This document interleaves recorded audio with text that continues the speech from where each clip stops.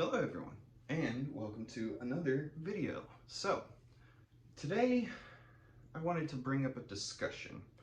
Now, if you've seen my videos in the past 6-7 months, almost going on a year almost, I cover mostly Transformers. And by mostly, I mean almost entirely. I think there might be one or two videos I've done that don't cover Transformers.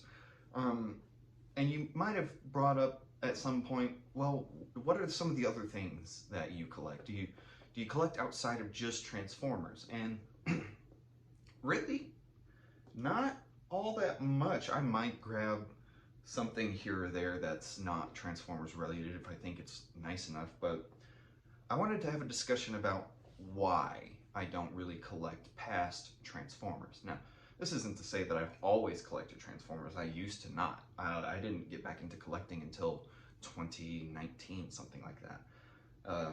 So do not act like I've been in the collecting scene for very long. I really haven't. So, as far as things that I collect outside of Transformers, I've collected Bakugan, I've collected Gundam. I have some of my old Gundam kits there behind the camera. You know, I am not just a Transformers hobbyist. I do have other hobbies. The issue is that most other collectibles, in my opinion, just aren't worth the price. And that brings us to today's subject, Marvel Legends. For those who don't know much about Marvel Legends, think of Marvel Legends as studio series, but for Marvel movies, comics, different things like that.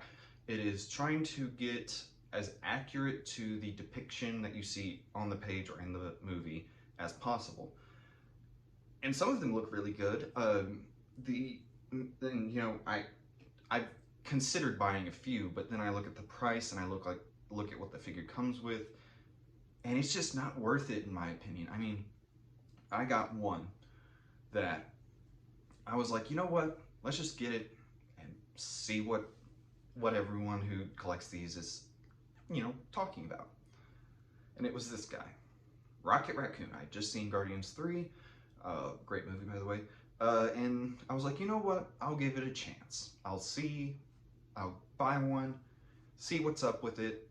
If I like it, maybe I buy a few. If I don't, it's no huge deal or anything like that. But then I got him out of the box, and the issues quickly arose with this line in general.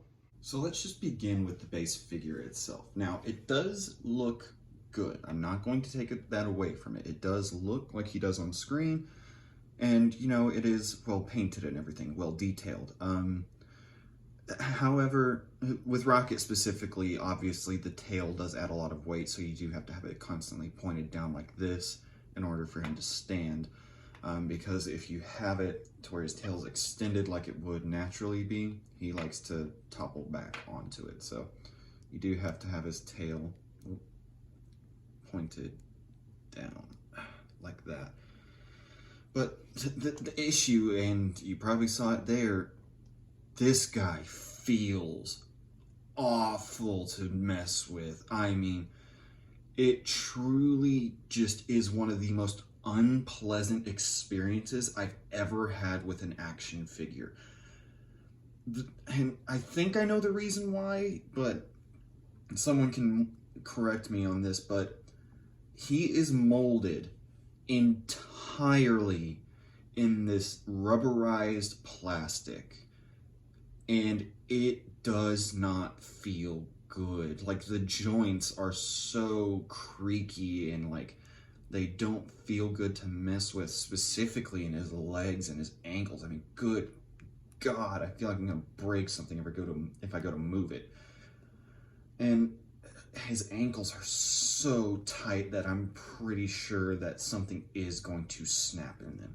The tail, as I brought it before, already has stress marks forming around the peg that goes into his backside. Like, in order to just get the tail into a position where he can actually stand with it, it's already started to form stress marks. Like, that's not good. Like, that's not good engineering. I understand why they molded him out of that rubberized plastic. It's because his suit is supposed to have a leather texture, and rubberized plastic does lend itself to fur detailing fairly well. But I mean, if you want fur detailing that's done right, that's not in rubberized plastic, look at the Kingdom figures. Optimus Primal specifically has really good fur texturing, and it's done entirely in ABS plastic, that hard plastic that you see on Transformers.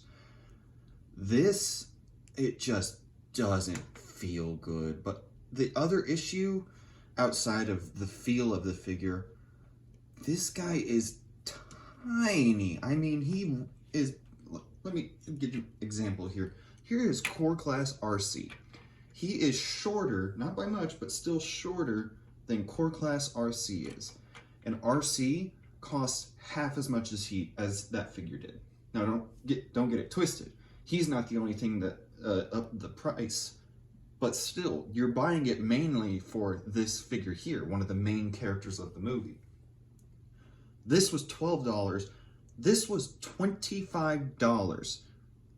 There's nothing about this figure that justifies the $25 price point. The only reason you are paying $25 is because of this. Cosmo Build-A-Figure is the main reason you are paying as much money as you are for this figure. And like, Cosmo's fine, but really, you're gonna do a Build-A-Figure for Cosmo? Like, why? Why not do something else? I mean, I have nothing against Cosmo. Cosmo was great in the movie, but why is this the Build-A-Figure? Why does Marvel Legends even do Build-A-Figures anymore?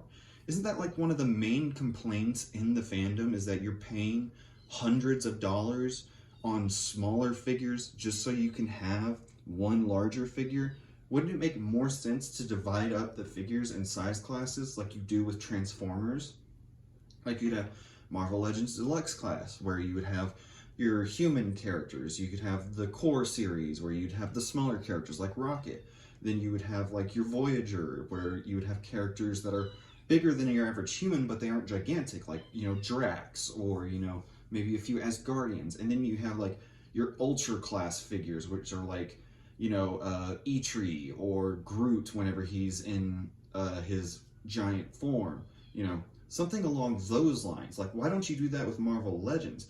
You would have so many less complaints about figures.